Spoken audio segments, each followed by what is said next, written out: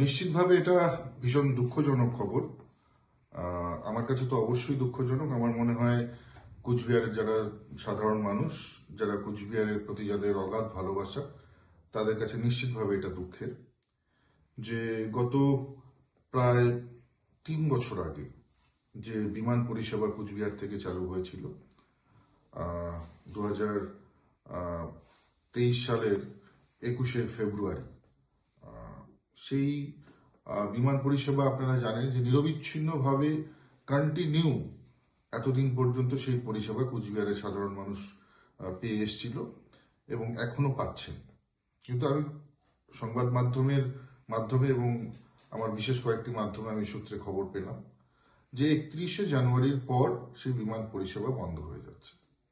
প্রশ্ন উঠছে কেন এই পরিষেবা বন্ধ হচ্ছে? যে উড়ান পরিষেবা আমি যখন আপনারা জানেন যে কুচবিহারের সাংসদ ছিলাম এবং আমার যখন সরকারি ক্ষমতা ছিল সেই সময় আমি চালু করেছিলাম, এবং আমি যখন চালু করছিলাম সেই সময়ের আপনারা বিভিন্ন নিউজগুলো দেখবেন, যারা সাংবাদিক বন্ধু আছেন আপনারা তারা দেখবেন যে তৃণমূল কংগ্রেস থেকে একেবারে বহু নেতা, বহু মন্ত্রীরা তারা দাবি করছিল তারা চালু করছে। আজকে যখন বন্ধ হচ্ছে তারা কোথায়? যদি চালু করবার দাবি তারা নিতে পারে, তাহলে বন্ধ যখন হচ্ছে সেই বন্ধ হওয়ার কৃতিত্ব তাদের নেওয়া উচিত। আজকে অত্যন্ত দুঃখের, আমি কুচবিহারের মানুষের স্বপ্নকে কিছুটা মাত্র হয়তো সফল করবার চেষ্টা করেছিলাম, এবং যে কারণে বিমান পরিষেবা কুচবিহারের শহরে, রাজার শহরে বিমান পরিষেবা চালু করেছিলাম এবং এতদিন পর্যন্ত হচ্ছে।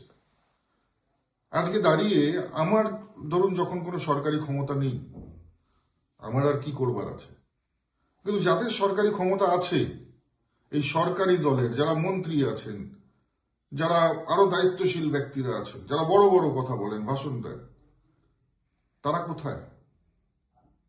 আজকে তাদের দায়িত্ব এই বিমান পরিষেবা যাতে বন্ধ না হয়, সেটা যাতে চালু থাকে, তাদের দায়িত্ব। আজকে কুচবিহারের তৃণমূল কংগ্রেসের মন্ত্রী রয়েছে, এমপি রয়েছে, আজকে তারা এগিয়ে সেই পরিষেবা কন্টিনিউ করুক। নিশ্চিতভাবে আমার সরকারি ক্ষমতা না থাকলেও আমার যতটুকু শক্তি আছে সেই শক্তি দিয়ে সবসময় আমি চেষ্টা করব যে আমার পক্ষ থেকে যদি কিছু করা যায় নিশ্চিতভাবে আমি সেটা করব। কিন্তু যারা বড় বড় কথা বলছেন, যারা দায়িত্বে রয়েছেন, যারা সরকারি পদে রয়েছেন, যারা নির্বাচিত জনপ্রতিনিধি, তারা কোথায়?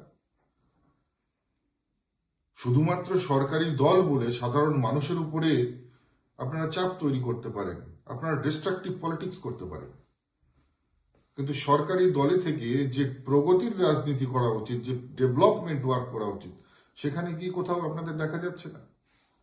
মমতা বন্দ্যোপাধ্যায় আসছে কদিন পরে রাসমেলার মঞ্চে, আপনারা ক্ষমতা থাকলে তাকে দিয়ে ঘোষণা করান যে এই পরিষেবা নিরবিচ্ছিন্ন থাকবে এবং প্রয়োজন হলে রাজ্য সরকার এই বিমান পরিষেবা শুরু করবে এবং কন্টিনিউ, কোনো বন্ধ চলবে না।